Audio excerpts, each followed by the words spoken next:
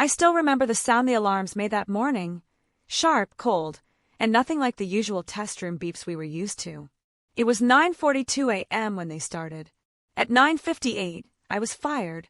By 10 a.m., half the world's defense network went dark. And somehow, everyone thought it was my fault. People imagined satellite labs as glowing futuristic rooms with blue lighting and floating screens, but ours wasn't anything like that. It was just a long, gray hall hidden under a pointless-looking desert facility with sand blocking half the windows. I think that was the first sign that nothing about this job was normal. But when you work on something that costs $5 billion, a satellite module meant to guard entire continents, you learn to ignore the weird stuff. That morning felt normal at first. I walked in holding a stale cup of coffee and yawning like I hadn't slept in a week. My badge blinked green, the heavy door clicked open, and the pressure of the chilled air wrapped around me. It was the same routine. Same screens. Same tired faces. Same tight deadlines. But there was a strange energy in the air, too, like everyone sensed something was about to shift. We just couldn't tell if it would shift in our favor or crush us completely. My job was simple on paper. I was the systems engineer responsible for Module 7, the core intelligence section of the satellite. It was the part that converted signals into decisions. It was supposed to help predict threats, support defense coordination, and process huge amounts of real-time data. Basically, it was the brain. And that morning, that brain was going through its final stress test. I wasn't alone, of course. Sam was already at the console, tapping his pen on the edge of the table like he always did when he was nervous. He had these tired eyes that made it look like he had lived 10 lifetimes in the last year. Then there was Lila, leaning over the instrument panels. She was usually calm, too calm sometimes, but that morning she kept glancing toward the observation room where the higher-ups stood behind tinted glass, watching us. "You ready?" Sam asked me without looking up. "Ready as I'll ever be," I said, placing my coffee on the counter. He smirked. "You always say that before something goes wrong." I nudged his arm. "Then stop asking." We laughed lightly, tried to shake off the tension. But deep down, we all felt something unusual. It was in the way the lights flickered for half a second when they shouldn't have. In the way the temperature seemed colder than normal. In the way the observers looked a little too serious, even by their standards. When the final test began, everything fell silent. Even the air vents seemed to hush. The countdown started. 10 seconds that felt like 10 minutes. My hands hovered over the console, and the whole module hummed as its internal systems spun up. The screens glowed brighter. The data streams formed long lines of shifting numbers. Everything was working exactly as expected. Until it wasn't. At first, it was just a flicker. A tiny glitch that barely lasted a heartbeat. But it was enough to freeze the entire room. A red line shot across one of the main screens, breaking the clean data flow. "Was that you?" Sam asked. "No," I said immediately, checking my logs. "Nothing on my end." "System anomaly," Lila whispered, stepping closer to the glowing panel. She typed a command and shook her head. "No source. It's like it appeared out of nowhere." The observers behind the glass leaned forward. One of them picked up a phone. Another one walked out, making his way toward the lab entrance with quick, heavy steps. I felt my stomach tighten. "Run diagnostics," I said, trying to keep my voice steady. "I'm trying," Lila murmured, "but the system isn't responding to half of the commands." Sam frowned. "Which half?" "The important half." The moment she said it, the alarms erupted. Loud. Jarring. Nothing like what we'd ever heard during tests. The lights washed the room in flashing red. All three of us turned to the main panel, waiting for some kind of explanation, some kind of error message, anything.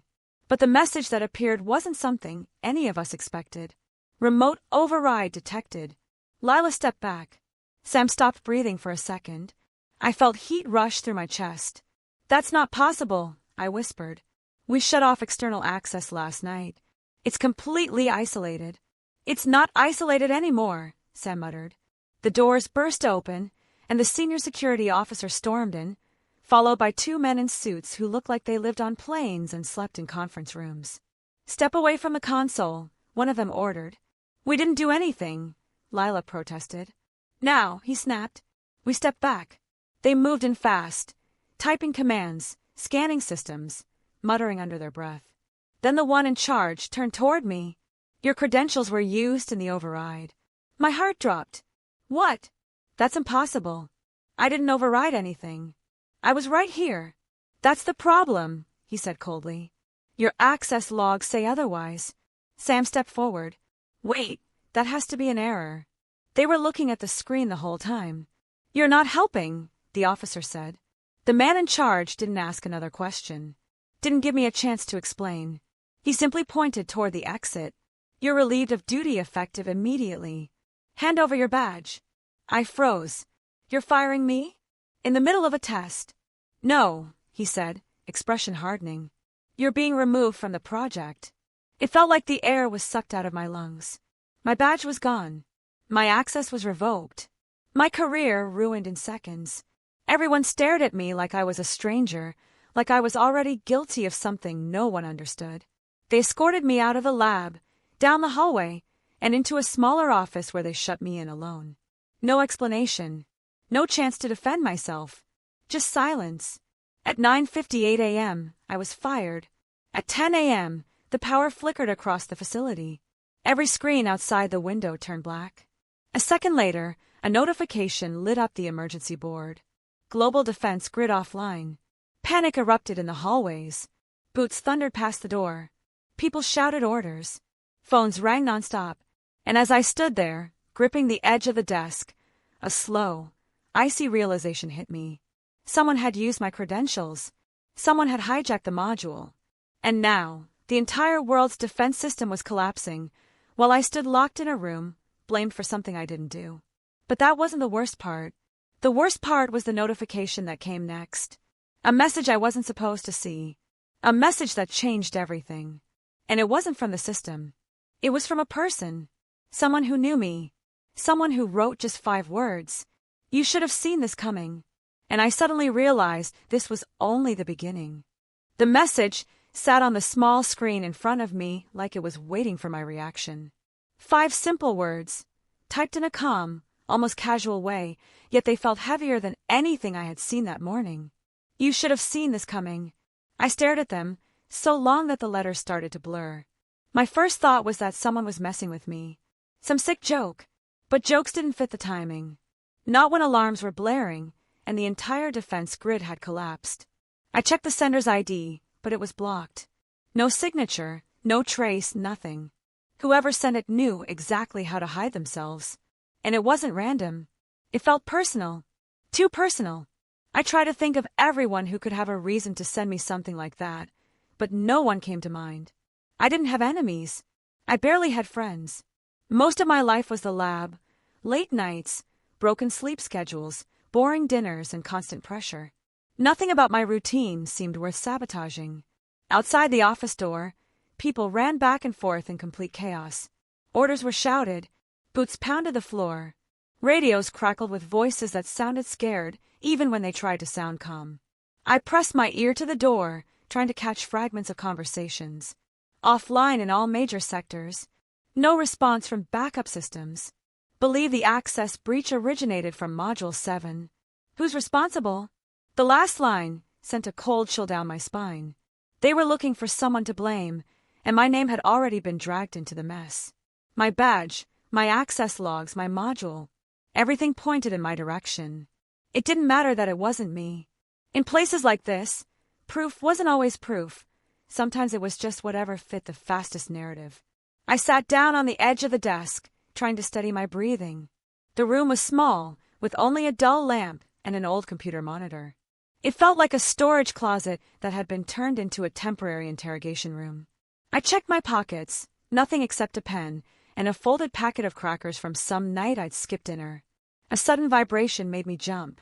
The computer screen flickered again. Another message. Don't talk to anyone. Not yet. My heartbeat spiked.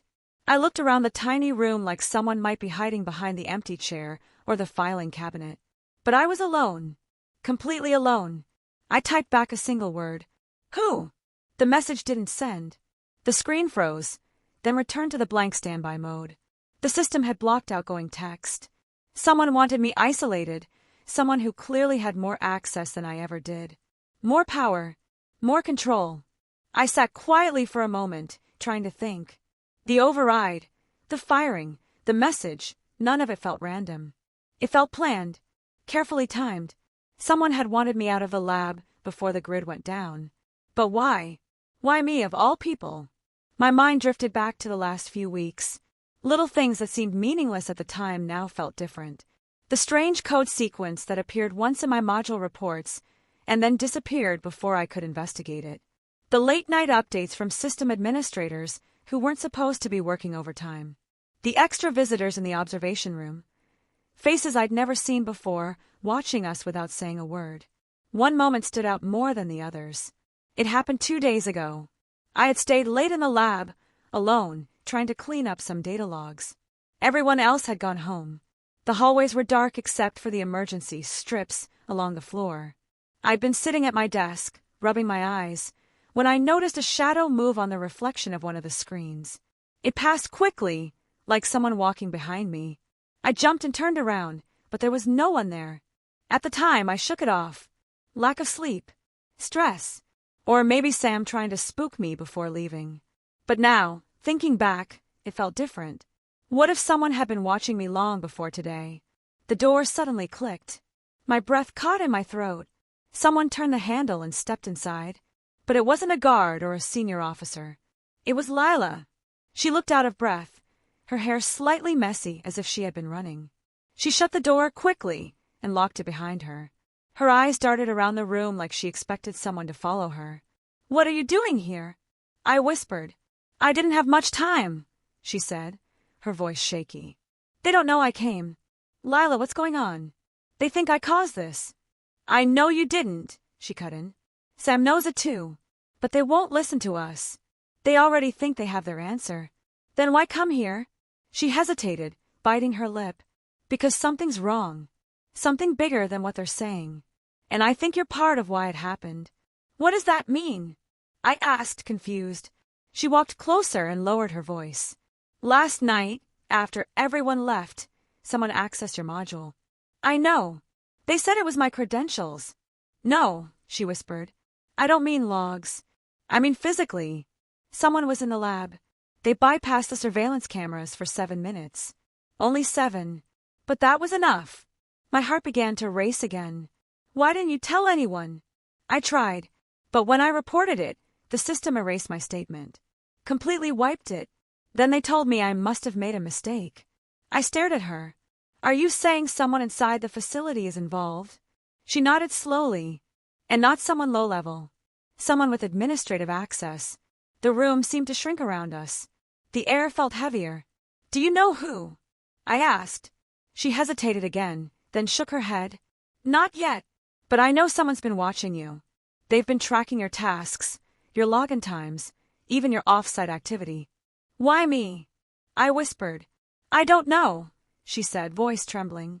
"But it wasn't random. Whoever did this needed your position, your module, your access.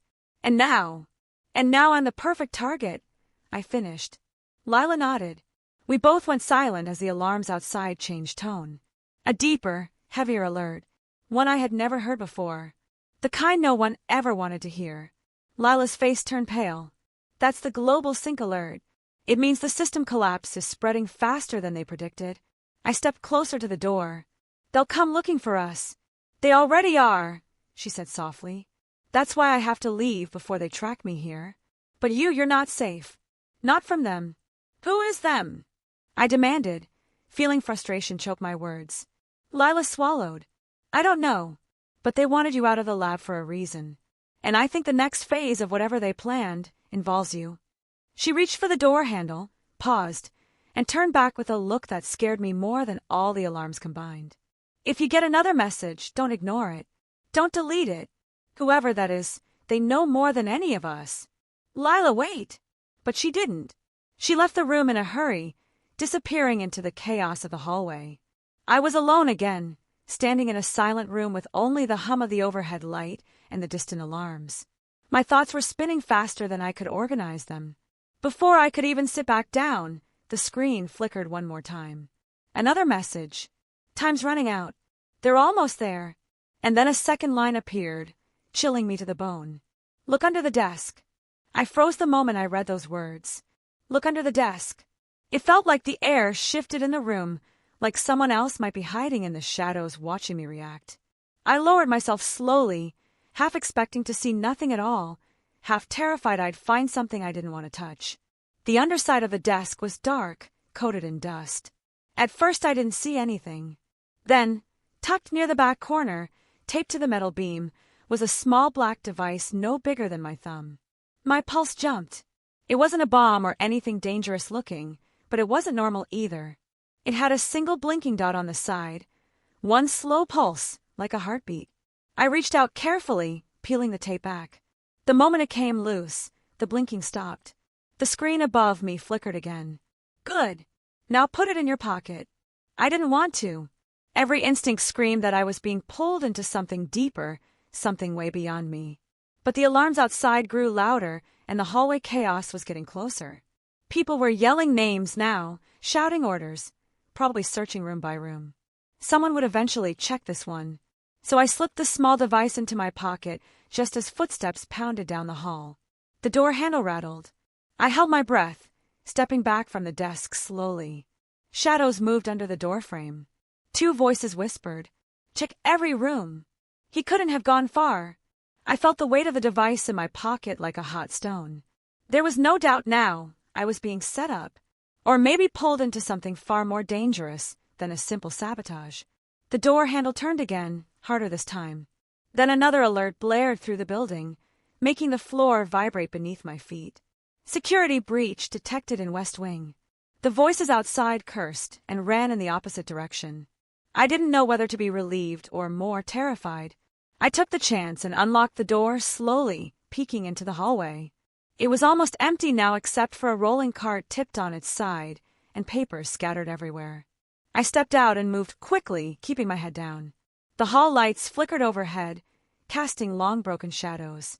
Every few seconds, another alert echoed through the building, something about grid failures, system overrides, and emergency lockdowns. Whatever was happening, it was spreading. I passed the observation window where the senior officers had been before. The glass was cracked now. Inside, chairs were knocked over, computer screens flashing red warnings. No one was there anymore. It felt like the entire floor was falling apart. As I turned the corner, I saw Sam. He was standing alone near the stairwell, looking around with panic in his eyes. When he spotted me, relief washed over his face for a split second. Then fear replaced it. "What are you doing out here?" he whispered urgently, grabbing my arm. "They're looking for you everywhere. They think you triggered the collapse." "I didn't," I said quickly. "Someone used my credentials. Someone who's been watching me for weeks." Sam's grip tightened. "Then we can go explain that." "No," I said, pulling back. "You don't understand. There's something else going on. Lila found evidence someone broke into the lab last night. They wiped her report. Someone high-level is involved." Sam looked away, running a hand through his hair. I knew something was off. They're covering things up. When the grid went dark, no one even tried to restore the backups. They just started locking the system down. "Why would they do that?" I asked. Sam hesitated. "Because they knew the backups wouldn't work." "What do you mean?" Sam looked around again, lowering his voice. "The backups were disabled 3 days ago. Permanently. I saw the logs myself. I thought it was some maintenance thing at first, but now," his voice trailed off. "A knot formed in my chest. So someone planned this. Days ago." Sam nodded. "And they needed someone to blame. Someone who had access, but not enough power to ask questions." I felt the weight of his words sink into my stomach. It made sense. Terrible sense. My position was perfect for manipulation. Close enough to the core system to be useful, but not high-ranking enough to be trusted if I try to challenge anything. "Sam," I whispered, "you have to help me. Lila said I'm not safe here. And someone's sending me messages, guiding me. I don't know who they are, but—" "You're talking to someone? Who?" Sam asked, shocked. "I don't know," I admitted. "But they know everything happening before it happens. They knew someone was coming for me. They knew about a device hidden under the desk." "What device?" I almost reached into my pocket, but another alert blared overhead. This one felt different. Lower, heavier, more urgent. Security lockdown in progress. All personnel remain in designated safe zones. Metal shutters started sliding down over the hallway exits. Sam's eyes widened. "We have to move," he said. "Now!" We ran toward the stairwell, slipping under the descending shutter just in time. The stairwell was dimly lit, echoing with distant footsteps. We took the steps 2 at a time. My mind raced faster than my legs. Why was the building locking down? Who ordered it? And would we even be safe if we made it outside? As we reached the next floor, Sam grabbed my arm again and pulled me into a dark corner. "I need to tell you something," he said quietly. "And you have to promise you won't freak out." "That's not comforting," I muttered. He swallowed hard. "Last week, I saw something in the system logs. A signature. A code pattern. Something I recognized." "What kind of code pattern?" He looked at me with an expression I'd never seen on him before, fear mixed with disbelief. "It was your code." I stared at him, stunned. "My code? Sam, I haven't written anything outside normal diagnostics for months." "I know," he said, "but this wasn't anything recent. This code was from years ago, back when you were still in the satellite program apprenticeship. Someone took your old work, restructured it, and embedded it into Module 7's architecture." My mind spun. Memories resurfaced, late-night coding sessions, experiments I'd never finished, projects that were scraped and archived. How could any of that end up in the satellite's core system? Who even had access to those files? I couldn't speak. Sam continued, "It's like someone was building toward this for years, and they chose your work because it was easy to repurpose without raising suspicion." A cold, hollow feeling spread through my chest. "So this was planned even before I knew what I was doing," I whispered. Sam nodded slowly. "And whoever did it knew you'd take the blame." Footsteps echoed from above, growing closer. Sam pulled me deeper into the shadows. The voices were sharp, urgent, almost desperate. "I saw him come down here. He can't be far. Orders are to bring him in immediately." Sam looked at me with panic. "We have to go now." But before we could move, my pocket vibrated again. I pulled out the device. Its tiny screen lit up with a new message. "Don't run. Look left." I turned my head and saw a door I hadn't noticed before. Half open. Unmarked. Dark inside. Sam whispered, "What is that?" "I don't know," I said. "But someone wants me to go in there." "That's insane," Sam hissed. "It could be a trap." "I know." The footsteps were almost at the stairwell landing. I stared at the door. A choice. Run blindly. Or follow the only person who seemed to know the truth. Before Sam could grab me again, I stepped toward the dark doorway and crossed the threshold. The room swallowed me the second I stepped inside. It was cold, darker than the hallway, almost soundproof. The door whispered shut behind me, cutting off Sam's voice and the pounding footsteps of the search team. I could barely see anything except faint outlines of shelves and old equipment. The air smelled like dust and metal, like no one had been here for years. My fingers brushed along the wall until I found a small switch. Instead of lights, a soft glow appeared from the far corner, barely bright enough to make out the shape of a metal cabinet. The glow wasn't coming from the room itself, it was coming from something inside my pocket. The small device vibrated again. I pulled it out, and its screen displayed a simple line of text. "Shut the door. Lock it." I hesitated. Every instinct said I should run back out, find Sam, and get as far from this nightmare as possible. But outside, people were looking for me like I was some kind of threat. Inside, at least someone seemed to be guiding me, even if I didn't know why.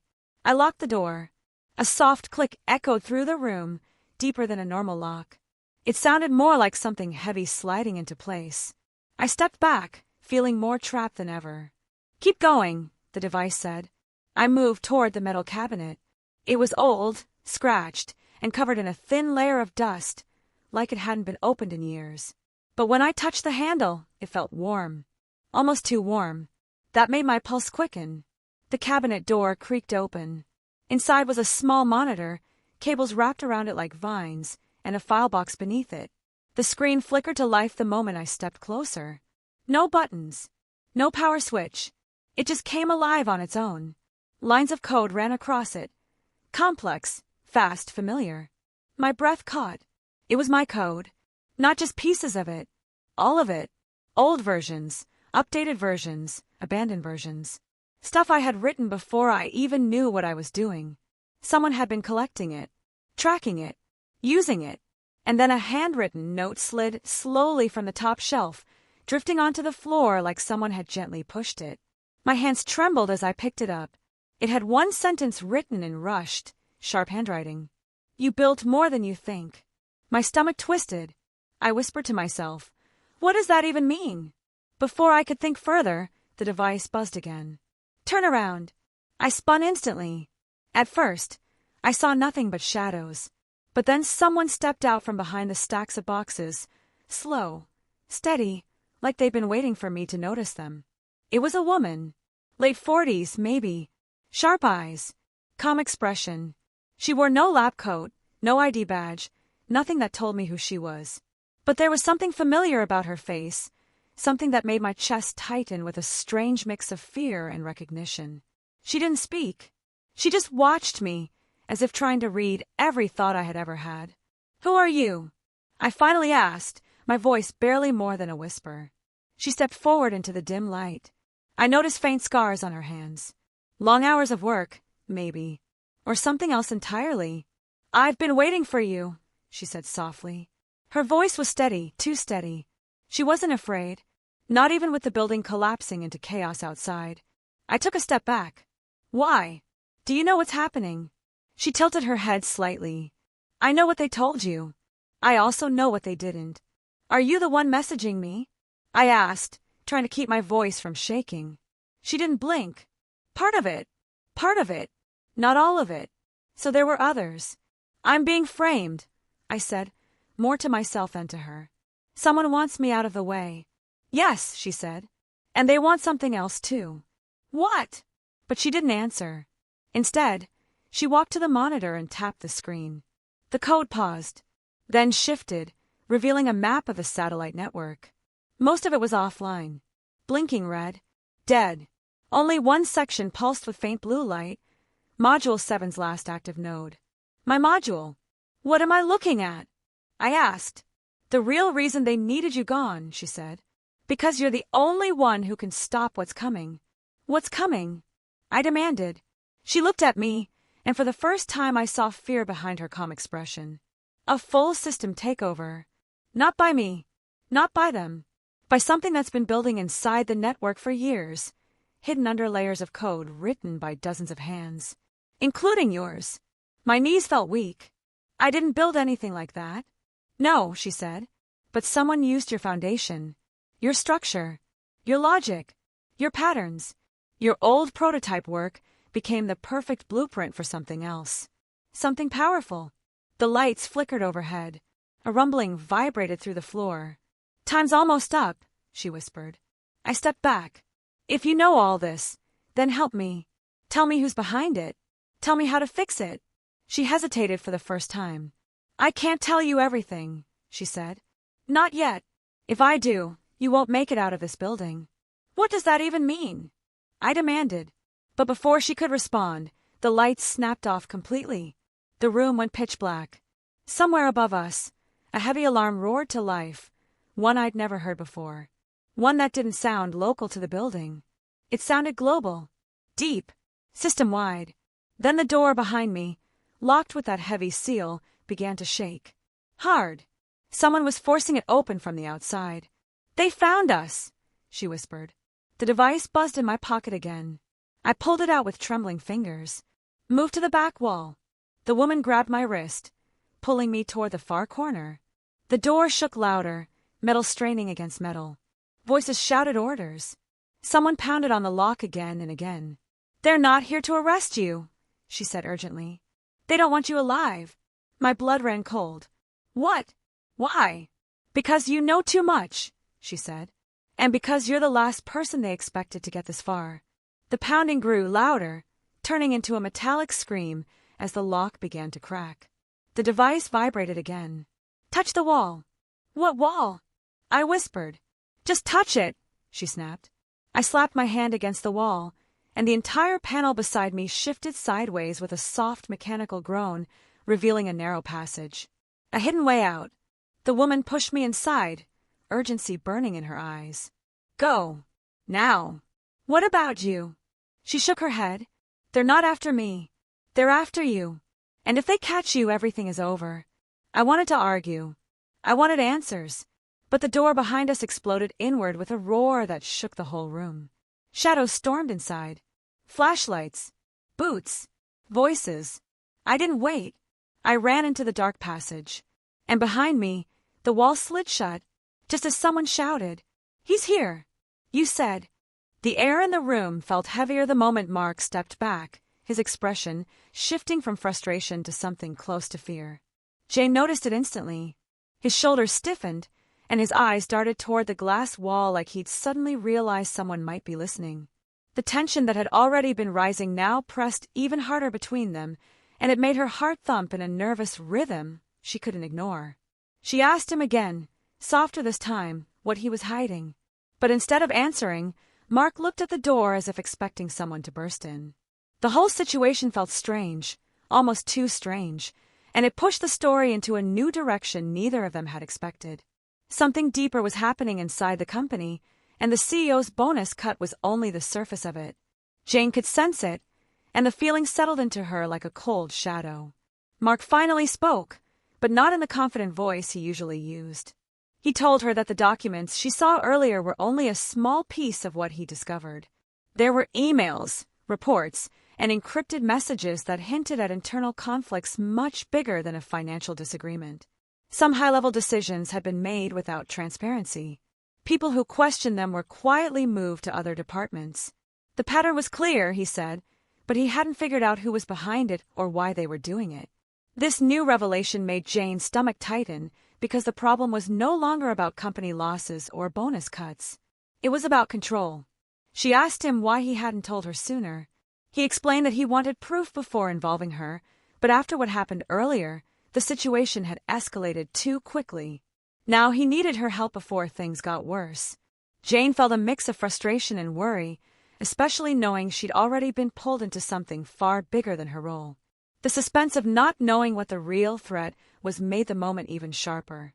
And the fear of being watched made her more aware of every sound in the room. As they whispered about the hidden reports, another unsettling thought hit Jane. If Mark had seen this and tried to uncover the truth, someone else in the company must have noticed. Maybe that's why the atmosphere had been so tense all week. People were quieter, meetings shorter, and everyone seemed to be avoiding eye contact. These small details suddenly made sense, and she felt her pulse jump as she realized the stakes were rising fast. Before she could process it all, Mark took out a small folder from his bag. He said he hadn't shown it to anyone before. Inside were printed screenshots of messages exchanged between two senior executives, written in vague but unsettling language. They talked about timelines, moving people out of the way, and making sure certain information never reached the board. Jane froze. This wasn't just office politics or simple disagreements. This was a calculated strategy, and the deeper meaning of those messages made her fear what would happen next. She asked him what he planned to do with all of this. He didn't answer immediately. Instead, he closed the folder and told her that someone had already confronted him earlier that day. The person didn't threaten him directly, but the tone was enough to send a warning. If they found out he was digging deeper, it wouldn't be easy to walk away from it. Jane's breath caught in her throat. The story had just shifted again, becoming more complicated, more dangerous, and even more tangled than before. As they spoke, a soft chime interrupted them. Mark's phone buzzed with a message. He glanced at the screen, and his face turned pale. Jane leaned forward, tension building inside her. He showed her the message without saying a word. It was a single line from an unknown number. Stop looking. No name, no details, but the implication was clear. Someone knew exactly what Mark had been doing, and now they knew he had brought Jane into it. The moment stretched between them like a tight wire. Jane felt her pulse quicken, panic mixing with determination. The conflict had just escalated dramatically, and the danger felt closer than ever. Mark locked his phone and stood up slowly, telling her they had to move carefully from this point on. But before they could even decide what their next step should be, they heard footsteps approaching the hallway. The sound grew louder, slow and firm, and the suspense filled the room like rising smoke. Jane and Mark exchanged a tense look, their thoughts racing. They didn't know who was coming, or whether that unknown message was connected to the approaching footsteps.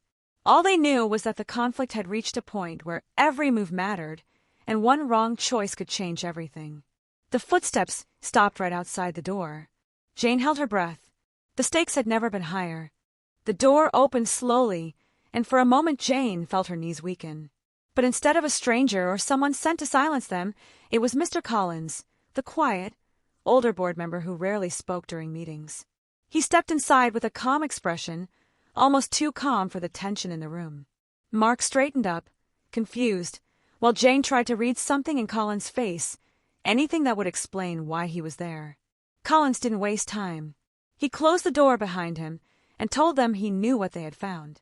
His voice was low but steady, the kind of tone someone uses when they've been carrying a heavy truth for too long. He explained that he had been watching the internal shift in the company for months, but couldn't act alone. The reason he appeared at that moment, he said, was because things had reached a breaking point. The people behind the hidden plans were preparing to present false data to the board the next morning, which would give them majority control over the company. If that happened, every department, every employee, and every future decision would fall under their influence. Jane felt her heartbeat thud in her ears. The story they thought they were chasing had suddenly expanded into a much larger conflict. Mark demanded to know why Collins hadn't stepped in earlier, but Collins said he had no proof until he followed Mark's digital trail. Every document Mark downloaded, every message he decrypted, Collins had mirrored them. He knew Mark wasn't part of the scheme, and he also saw that Jane's involvement was accidental but valuable. They were the only two employees who had stumbled into the truth and still had a chance to stop the manipulated takeover. The urgency in Collins' voice pulled them into action. Mark opened the folder again and laid everything out on the table: emails, reports, timestamps, and even the suspicious budget cuts that didn't align with the supposed losses. Jane noticed that the pattern formed a clear narrative. It proved that the bonus cut from the CEO wasn't because of financial issues, but part of a plan to make him look incompetent before forcing him out. Just as they were about to leave the room with the evidence, Collins warned them that the executives involved were already suspicious. He said the message Mark received was sent from an internal server that only top-level employees could access. That meant the danger wasn't outside the building. It was inside, somewhere on the same floor. Jane swallowed hard, but she didn't back down. She told Mark they couldn't wait any longer. They had to get the evidence to the CEO before the false data presentation in the morning. Mark agreed and grabbed the folder, while Collins led them through a back hallway rarely used by staff. Halfway through the hall, they heard hurried footsteps behind them. Mark turned and saw one of the senior executives, the same person whose name appeared in the hidden emails. The man called out, pretending to sound confused, asking why they were there so late. But the look in his eyes wasn't confusion at all. It was cold and sharp. Jane clutched the folder tighter against her chest. Collins stepped forward calmly, blocking the man's path. He told him the truth was already uncovered, and the board would see it in the morning. The executive's expression changed instantly, revealing the pressure he had been hiding under a polished smile for months. He tried to insist that they were misunderstanding everything, but his voice wavered. The fear in his tone confirmed everything they needed to know. Realizing he couldn't stop all three of them, he backed away with a tense warning. "You don't know what you're risking." But Jane answered without hesitation. She said the company deserved honesty and that the truth couldn't be buried any longer. Her voice didn't shake. For the first time, she felt stronger than the fear pinching at her nerves. They reached the CEO's office just before he left for the night. When he saw the folder and the seriousness in their expressions, he invited them in immediately. Mark explained everything from start to finish, and the CEO listened without interrupting. The evidence was clear, undeniable, and detailed enough to expose the entire internal plot. The CEO leaned back, stunned but grateful. He said the upcoming board meeting would change everything, and they had just saved the company from being taken over by manipulation and lies. Jane felt a wave of relief as the tension finally broke. Mark exhaled deeply, the weight of weeks lifting from his shoulders. Collins looked tired but satisfied, knowing the truth had been revealed at the right moment. But just when they thought the chaos was over, the CEO revealed something none of them expected. He opened a locked drawer and took out another folder, one they had never seen. Inside were records showing that he, too, had been running a quiet investigation behind the scenes. He had known corruption existed, but didn't know who was behind it or how far it spread. And in his folder, one name stood out, Collins. For a moment, the room fell silent.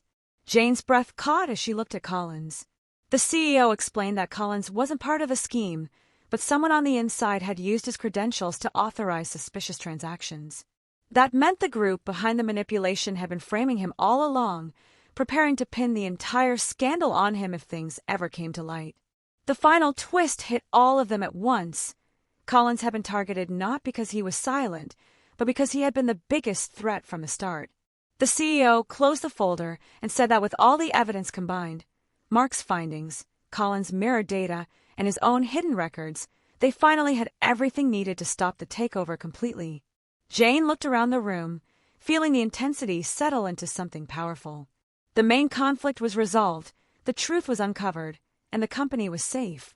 But the twist reminded them that the story had been far bigger and deeper than any of them realized. And even as the night ended, Jane knew one thing for sure: this would change everything going forward. ChatGPT said. The room felt different after the truth settled. It wasn't heavy anymore, just strangely quiet, like everyone was processing the same thing in their own way. Jane watched Collins carefully, trying to understand how he was staying so calm after learning he had been targeted for months. But he just let out a slow breath and nodded, almost as if he had expected it deep down. Mark leaned back in his chair, rubbing his forehead, still trying to wrap his mind around how close everything had come to collapsing. The CEO closed both folders and thanked them again, this time with a sincerity that none of them had heard from him before. He said the company had been built on trust, responsibility, and teamwork, and the events of the last few weeks had shaken those values. But he also said that the courage they showed, by questioning inconsistencies, by refusing to stay silent even when it cost them, and by putting the company's integrity before their own comfort, was what ultimately saved everything. Jane felt a quiet sense of pride warm her chest. Mark didn't say anything, but the way he nodded at the CEO told her he felt it too. They walked out of the office together, the tension finally dissolving into relief. The hallways that had felt dark and dangerous just an hour ago now seemed calm again. Jane stopped near the elevator and looked at the city lights through the window. Everything outside looked normal, but she knew that behind those lights were thousands of people whose jobs and futures had just been protected without them even knowing how close they came to losing everything. It reminded her how small actions inside a building could affect the world outside in ways most people never notice. On their way down to the lobby, Mark broke the silence. He said he never thought his curiosity would lead him into something this big. Jane smiled and told him that sometimes trouble finds the right people, not the wrong ones. Collins chuckled softly and said that if trouble had to find anyone, he was glad it found the three of them together. There was something comforting in the way he said it, like he knew the storm had finally passed. When they stepped outside, the night air felt cooler and lighter. Mark offered to drive them home, but Collins said he preferred to walk. Jane and Mark watched him go for a moment, realizing how much he had carried alone. He walked slowly, but with a sense of peace, like someone who had finally been freed from a shadow he didn't even realize had followed him for so long. As Mark drove Jane home, the two of them talked about everything that had happened.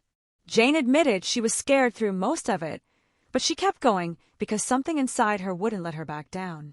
Mark said that's exactly why she had been the perfect person to uncover the missing pieces. Even though she didn't have the technical skills he had, she had a way of seeing small details and asking the right questions. And without that, the truth might have stayed buried forever. Jane looked out the window, watching the streets blur past. She realized that the whole journey had taught her something she didn't expect. It wasn't just about corruption or secret plans or hidden files. It was about paying attention, trusting instincts, and understanding that doing the right thing sometimes feels harder than doing nothing. But doing nothing always has a cost, even if no one sees it right away. When she finally reached home, she stepped out of the car feeling a strange mix of exhaustion and clarity. Mark told her to rest and that they would talk again in the morning. She nodded and thanked him, then walked inside and closed the door behind her. The quiet of her apartment felt different now. It wasn't empty, it was peaceful. For the first time in weeks, She didn't feel the weight of unanswered questions following her around. The next morning, she woke up early, anxious about the board meeting. She wasn't attending, but she couldn't help imagining what would happen. She pictured the CEO walking in with the 2 folders, placing them on the table in front of everyone. She imagined the executives responsible for the manipulation trying to explain themselves. And she imagined the board finally seeing the truth, layer by layer. It was strange knowing such a big moment was happening while she was simply sitting at her kitchen table drinking tea. A few hours later, her phone buzzed with a message from Mark. It was short but enough to tell her everything she needed to know. It's done. They're out. Everything's safe. She let out a breath she hadn't realized she was holding. The simple text made her smile. She replied with a quiet thank you, then leaned back in her chair, letting the relief sink in fully this time. The company was safe. The people behind the scheme had been exposed, and Colin's name was cleared in front of everyone. Later that day, she went back to the office. The atmosphere was different, lighter, more open. People didn't know exactly what had happened, but they sensed a shift. The CEO held a brief meeting with the entire staff, assuring them that the company was stronger than ever and that internal reviews would be tightened. He didn't mention Jane, or Mark or Collins by name, but his tone made it clear that he valued transparency more than appearances. When the meeting ended, Mark walked over to Jane with a grin. He told her the CEO wanted to meet them privately later. Jane nodded, feeling both nervous and excited. They went together, and the CEO thanked them once again, this time offering them new roles that would give them more responsibility and authority to keep systems safe. He said he wanted people like them watching over the company, people who questioned things, who noticed details, and who weren't afraid to stand up when something felt wrong. Jane accepted the offer, not for the title or the promotion, but because she finally understood her place in the bigger picture. Mark accepted too, happy to take on a role where he could use his skills to protect instead of just analyze. As they left the office together, Jane felt something she hadn't felt in a long time, clarity. The chaos was over. The danger had passed. And all the loose ends that once felt scattered now came together into a meaningful ending. She had walked into a crisis she didn't expect, but she walked out stronger, wiser, and more aware of how important small actions can be. And as she stepped outside into the warm afternoon light, she felt grateful, not for the conflict, but for the courage it brought out in her, and the people it brought into her life. The story had finally reached its end, but the impact of everything she experienced would stay with her forever.